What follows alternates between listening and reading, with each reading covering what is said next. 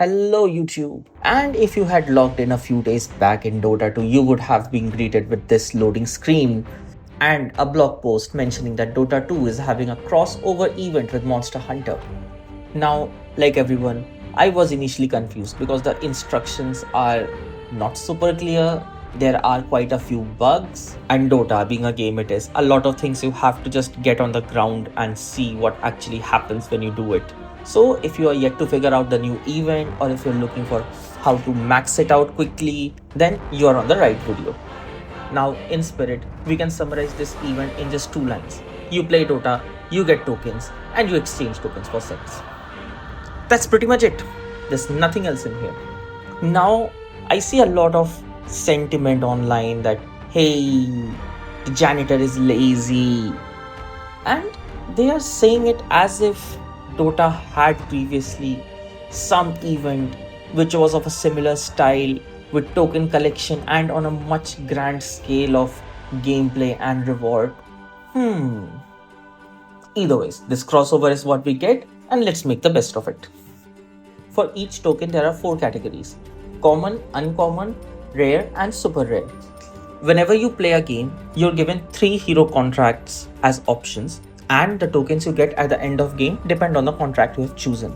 If you win the game, you get all the mentioned tokens, otherwise you get half of them. Apart from those, the contract also gives you a hunt target.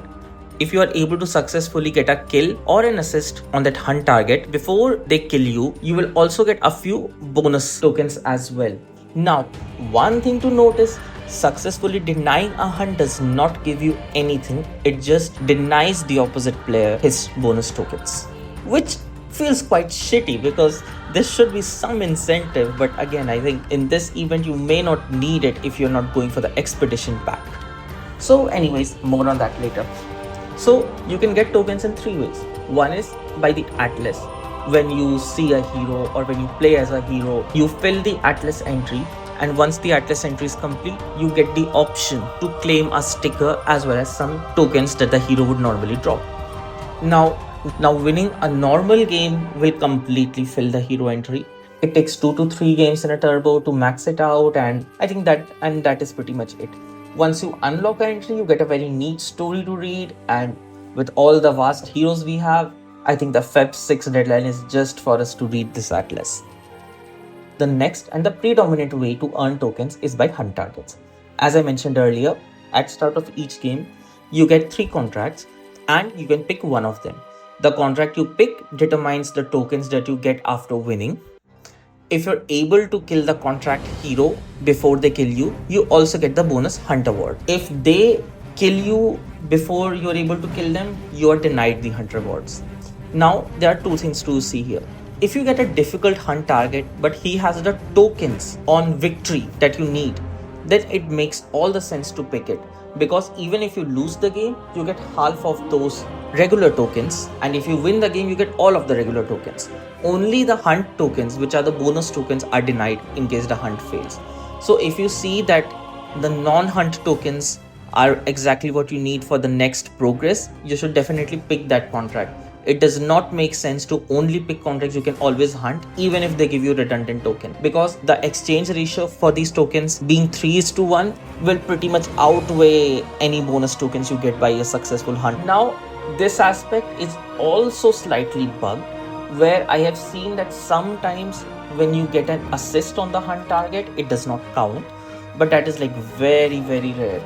What's more common is denial of hunt, which is frankly in a good way, and it is that to deny you the hunt, the enemy can get a kill or an assist on you and have the hunt denied.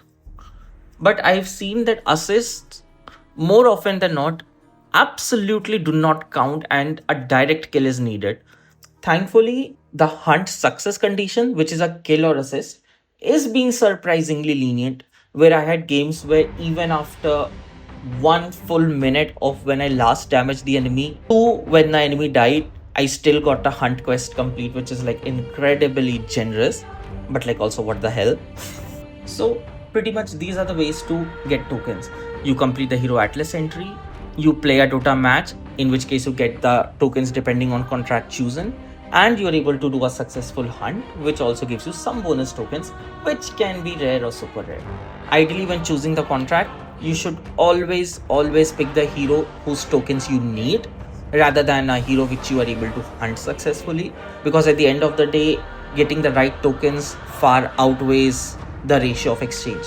And as mentioned, denying hunt does not give anything apart from perhaps some satisfaction to you. Denied! So there is one more way of obtaining tokens, but I did not count it in the above three because this feels more of a one-time thing rather than something you can get over and over by playing games, and that is your hunter rank. Every 10 hunter rank that you level up awards with some tokens of a rarity, like level 10 gives you 20 common material, level 20 will give you 20 common and 10 uncommon, level 30 will additionally add 5 rare, and level 40 will give you the super rare ones along with the exchange recipe, which frankly I have no idea about. It takes 1000 XP to level up once, and it seems pretty obvious that turbo is a clear winner here, because if you lose a normal game, you get just 100 more XP than you would get from losing a turbo. Now coming to what rewards we can get, everybody gets this Paliso, whatever. Everyone gets this baby kangaroo career for free, and apart from that you get 6 free sets, one for each hero, all of them looking horrendous. Like, come on, what the hell is Anti-Mage a unicorn or what is it? For each hero there are essentially 4 variations of the set. The first or the base variation is free. The other 3 variations to unlock require expedition pack, and is the reason why this event is running till Feb 6. Now, apart from this, you would have seen that there's a cute little ancient dragon decoration on the ancient, and let me tell you, this is more than an eye candy. This is a true disaster of FPS drop, because Valve, what the hell, I was getting 220 FPS and now I'm down to 90, and whenever this goddamn dragon comes, my game just freezes. Come on. Anyway, coming to the main and the big reward of the event, where is the persona? Yes, this event is giving persona, but only for anti-mage. If you don't have it, you can craft the disciple's path using the event tokens, and frankly, that is like the 90% appeal of this event, and I don't understand why. Why do you people want to make your CM a wolf and your AM a female? Like, why? Where have we come? Apart from this, the final aspect of the event to know is that you are able to craft any item which you don't have by either sacrificing 3 items of same rarity, or you can also exchange 6 items of a lower rarity for 1 item of the higher rarity. So common to uncommon, you will need 6 items. Common to rare, you will need 36 items. And common to super rare, that's why I mentioned pick contracts which give you the tokens you need rather than the ones you can hunt. Now, unfortunately, it seems that it only lets you pick 3 elements of same type. That is, you cannot mix and match, which is unfortunate. But if you're not going for the expedition pack, you are kind of golden, because you won't need these many tokens in first place. Now, coming to the price of expedition pack and if you should buy it, presently for 1270 it just gives you option to unlock 3 more styles, and I feel this price is more for you to be able to keep the event going, so you have something to do until Feb rather than the actual worth of these sets. But if you like the sets, then why not? You should definitely support the game and go ahead with that. But for me, it takes around $15 to $20, and I'm not a fan of a lot of these sets, and I absolutely do not like the Poogie concept where it just hangs around the effigy. So I will pass on this personally. Now, coming to the strategy to get over with this event quickly, in case you do not have time or you're going on a break, or if you purchase the expedition pack but you don't play a lot of Dota, the one thing to understand is the tokens that you're able to get from a game are highly random, because you are A, dependent on the heroes which enemy picks, then B, dependent on which 3 of them are given to you as a contract, and C, within that contract which tokens are provided to you on victory or loss condition. Given this absolutely layered and layered and layered RNG, I feel your best bet is to simply play a lot of games, and in case your time is limited, you should pick heroes which are able to end games early.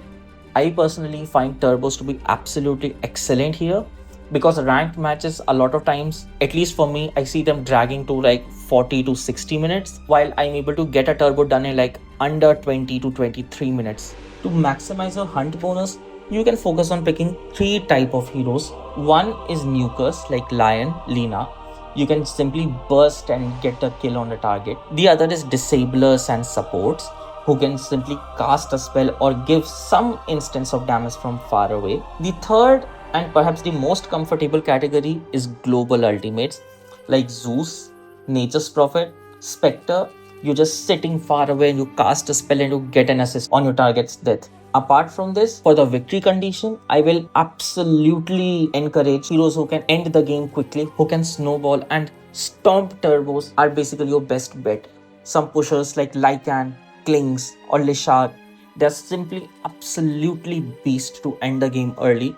And if you're able to keep the momentum up and running, you can have a game in as little as like 15 minutes. Having 4 games in an hour gives you a lot of chance to get the tokens that you need, including the super rare ones. If you're not going for the expedition pack, you can simply play Dota as usual. I feel you do not need to concern yourself with any remote mechanic of this event, because you have far high time to complete the event. Also, for items, you can, in case you are forced to pick a hero which does not fit into any of above categories, perhaps because of the draft or because you don't want your next 15 minutes to be absolute bloodbath and trash, you can get some support items like earn, get a kill, or assist. So here is a tier list on which heroes / items I feel are absolutely best to pick during the event. So there you go. That's Dota 2 into Monster Hunter summarized for you. Hit the like and subscribe button if you like it, and let me know what you think in the comments.